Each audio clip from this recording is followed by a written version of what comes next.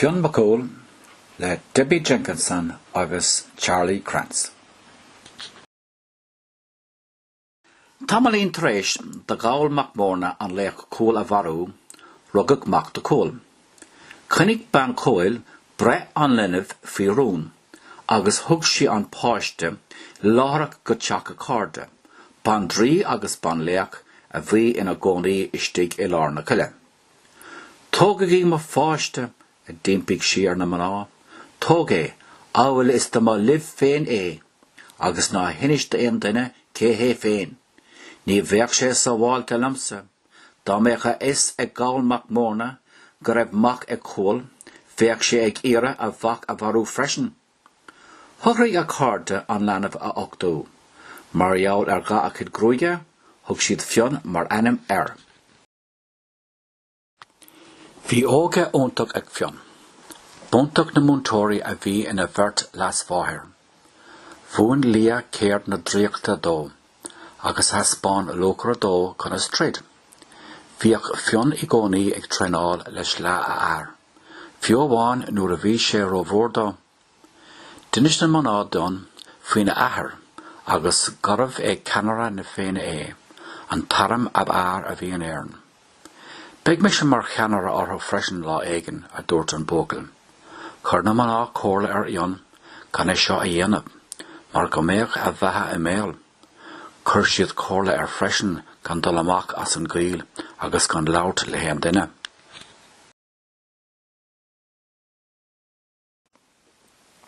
Bhí Fionn chéachrach le taspáint go méoch sé féin ina cheanara ma, agus é ag fás a níos, thosaigh sé ag taistil agus ag tuairt cóirla do thuaisig I dalta ngar dá bhaile. Bhí meas ag na trísigh ar a dhearca críne, ach nuair a chloisidís ceir a bheith féin, chuiridís sodar leis a reis isteach sa chill. Dá méocha is ag gáil mac mórna go raibh míad ag caint leatsa, thiocfaidh sé nar níag, agus I dtíag freisin a scráid siad. Ní raibh sé a bhfad gur scapan scéal Fionn, mac críne chomhail, ar fud na héireann. Ní raibh sé sa bháilte don fanacht sa chill níos mó.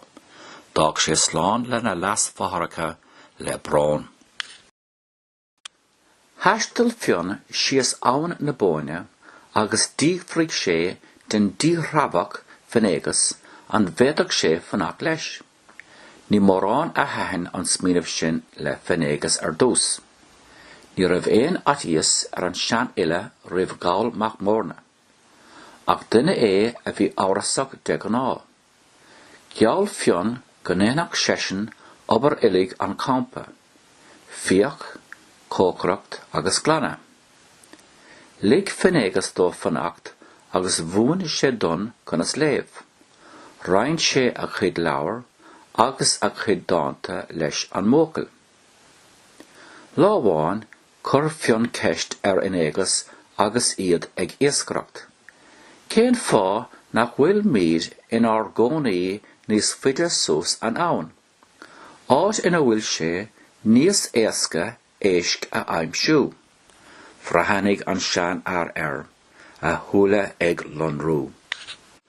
In seoigh mé rúndait a dúirt fanégas de cogar. Bíam sé ag iascracht san áit seo, mar deirtar gur an seo a bhíonn an bradán feasa ag snámh, agus gur fearr le grúig ion a íosaigh an tíosc sin, agus gur a gé an sin a bheith ólas amláin an dahain. Déanaigh mé cinnte gur mise an fearr sin. Ní raibh sé ach ráite aige, nuair a bhaigh sé rud éigean ag taringt ar an dorú. D'obraigh sé féin agus Fionn le chéile, chun an tíosc a thuairt I dtír. Bhí an tíosc níos áile ná éon íos dá bhacha siad riamh, agus bhí sé ag lonrú le gach uile gá na báha cetha. Bhí an bradán feasa acha. Níor cred fanégas antá a bhíar. Díomhraigh sé don an tíosc a rósta go beo, agus nó lachaigh sé féin fáilte.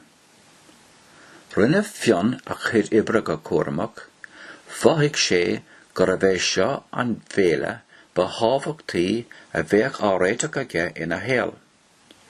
Nuair a chuig sé chun an bradán a thógáil a nuas den bheor, dóg sé a ordóg an bheol, agus an bainte chur sé a ordóg ina bhéal á bhúrú. Chur Fionn an bradán phláta an sin, agus chríochnaigh sé an béle.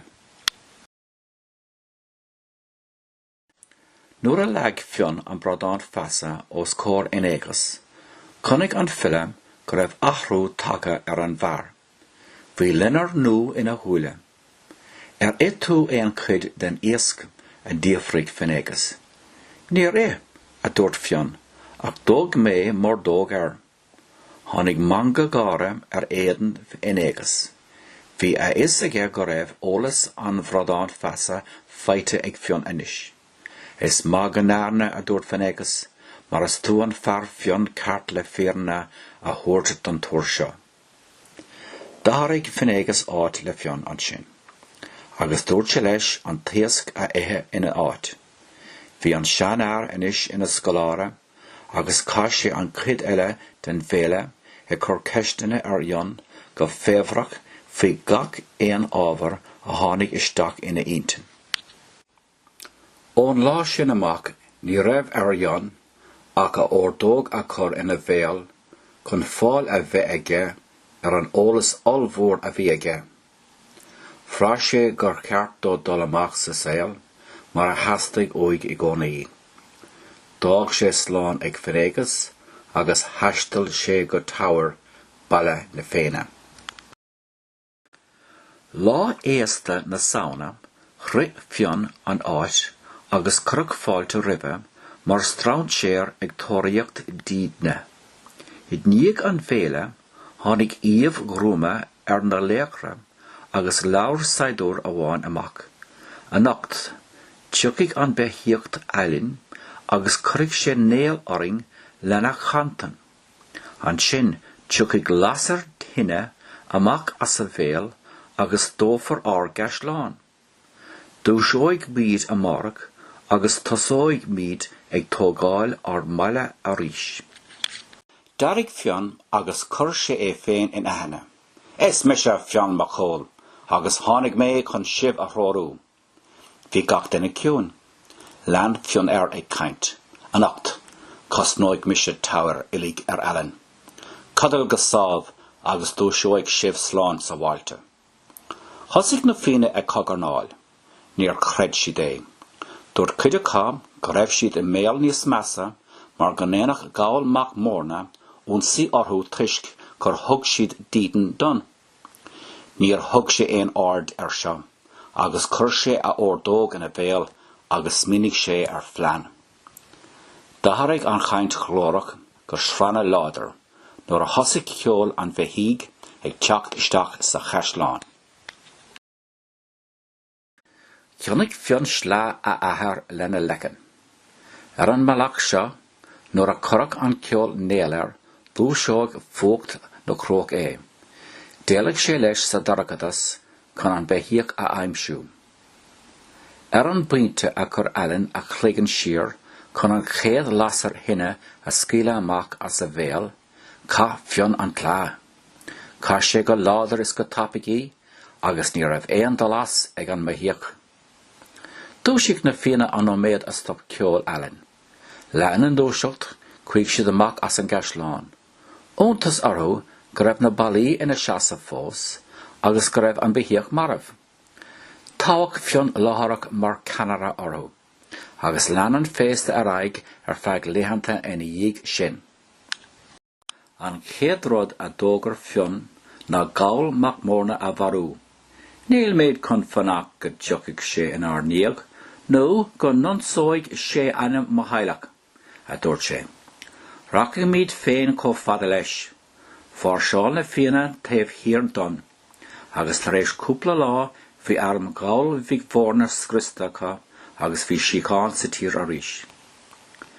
Bhí is ag gach duine inis céir a bheith féin, agus thug Fionn cuairt ar a leas fáthracha chun a bhuíochas a ghlacha leo as ocht an rá agus an chuairim a thug siad dó. Chunigh sé a bmháthair agus chas sí a lábhadh timpeall ar le bród.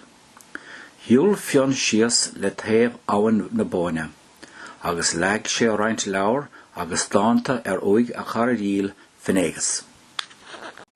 Ceannaigh Fionn Mac Cumhaill agus na fianna ar a sláán sábháilte agus sabar leis na blianta fada ina dhéag sin. An ís forbarta agus fálama a bhí ann. Spraig a bucalaí agus calíní I géin agus I góngar le bheith có tapig I chéana in úsáid a níntin agus a bhí siad lena glíte. I ré na síochána seo, deirtar gur imigh na fianna ló go ciún san na sléite lá amháin. Sias ló I blúistein faoi Oileán agus is ann atá siad na gola fós, ag fanacht le hairí a ríis nuair a hastíonn a gabhar ó bhaintear na hÉarn.